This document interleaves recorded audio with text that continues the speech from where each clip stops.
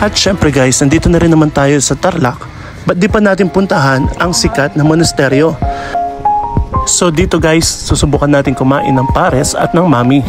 So nakikita ninyo si Papsi at saka yung makasama natin banda rito oh. 12. Ang lasa, guys, okay siya guys. Guys, ano bang lasa? Matamis, nilalanggan.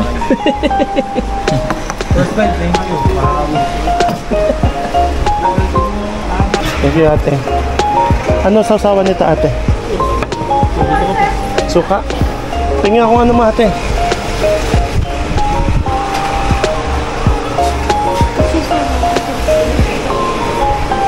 Video lang. So ito guys, umorder tayo ng chicharong bulaklak at mami. Yan, ginawa natin ang suka.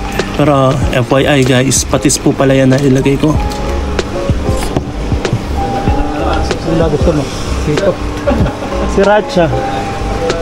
Oh. Guys, mami. So ayun guys, yung order naming mami. Tinignan natin. So napakasimpleng mami. Simple lang talaga isang cup nyo guys. Pero ang mahalaga dito guys, dapat maintindihan natin na bawat lugar ay iba-iba ang kanilang mga panlasa.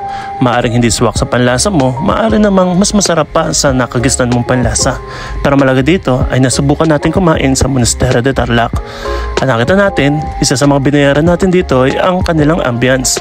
Nakitang-kita naman ang kabundukan dito.